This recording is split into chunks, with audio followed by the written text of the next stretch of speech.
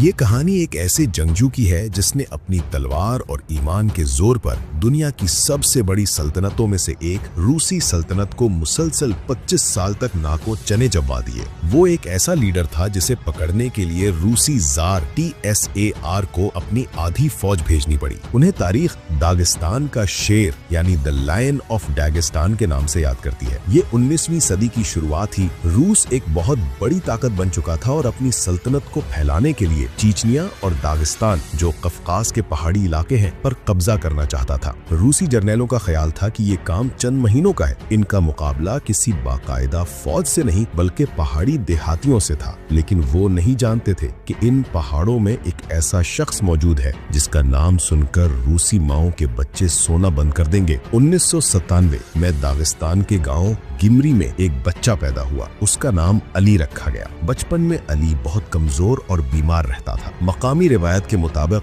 वालिदैन ने ये सोचकर उसका नाम बदला कि शायद उसकी किस्मत बदल जाए। उन्होंने उसका नाम शामिल रख दिया। नाम बदलते ही वाकई करिश्मा हुआ। वो बीमार बच्चा एक इंतहाई ताकतवर, ज़हीन और फुर्तीला नौजवान बन गया। वो दौड़ने, तैरने और तलवारबाजी में सबसे आगे निकल गया। उसने कुरान, हदीस और तसव्वुफ की तालीम हासिल की और नक्शबंदी सूफी सिलसिले का एक पक्का मुरीद बन गया। रूस ने दागिस्तान पर हमला कर दिया। दागिस्तान के पहले इमाम गाजी मोहम्मद, जो शामिल के बचपन के दोस्त थे, ने जिहाद का ऐलान किया। जंगे गिमरी, रूसियों ने गिमरी गांव को घेर लिया। इमाम गाजी मोहम्मद और शामिल एक छोटे से किले में फंस गए। रूसी फौज ने तोपों से किले के परखचे उड़ा दिए। इमाम गाजी मोहम्मद बाहर निकले और लड़ते हुए शहीद हो गए। अब किले में सिर्फ शामिल और चंद साथी बचे। रूसियों को यकीन था कि अब सब मारे जाएंगे। तब एक नामुमकिन वाकया हुआ। शामिल ने एक हाथ में तलवार ली और किले की ऊंची दीवार से सीधा रूसी सिपाहियों के सरों पर छलांग लगा दी। वो बिजली की तेजी से अपनी तलवार घुमाते हुए रूसियों की सफों को चीरते हुए निकल गए। अगरचे वो शदीद जख्मी हुए, एक संगीन उनके सीने में लगी और पसली टूट गई, लेकिन वो जिंदा बच निकले।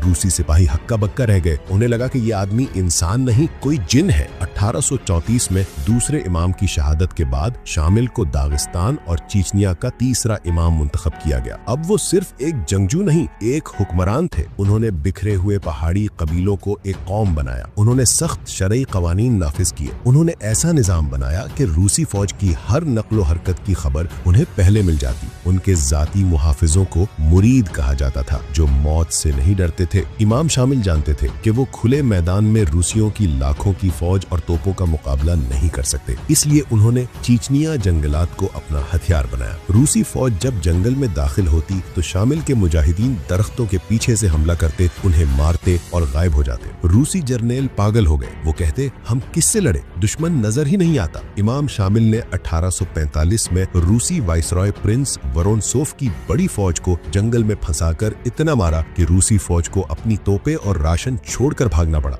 रूसी जार निकोलस अव्वल गुस्से से भर गया। उसने कहा, मुझे शामिल चाहिए, जिंदा या मुर्दा। ये इमाम शामिल की जिंदगी का सबसे दर्दनाक बाब है। रूसियों ने अपनी पूरी ताकत लगाकर इमाम शामिल के किले आखुल्गो का मुहासरा कर लिया। ये मुहासरा महीनों जारी रहा। भूख और बीमारी फैल गई। इमाम शामिल ने अपनी बीवी और एक नन्हे बेटे को इस जंग में खो दिया। सुलह की एक कोशिश में उन्हें अपने बड़े बेटे जमालुद्दीन, जो सिर्फ 8 या 9 साल का था, को रूसियों के हवाले बतौर यरगम यानी हॉस्टेज करना पड़ा। रूसी इस बच्चे को ले गए और उसे सेंट पीटर्सबर्ग में रूसी शहजादे की तरह पाला ताकि शामिल को ब्लैकमेल कर सके। जमालुद्दीन बाद में रूसी फौज का ऑफिसर बन गया और कभी अपने बाप की तरह न बन सका। बावजूद इसके शामिल ने हथियार नहीं डाले। वो एक बार फिर रात के अंधेरे में खतरनाक चट्टानों से उतरकर मुहासरा तोड़कर निकल गए। 25 साल गुजर गए। एक पूरी नस्ल जंग में जवान हो गई। रूस ने अब अपनी हिकमत अमली बदल दी। उन्होंने जंगल काट दिए और हर तरफ किले बना दिए। शामिल के साथी थक चुके थे और कई सरदारों ने गद्दारी करके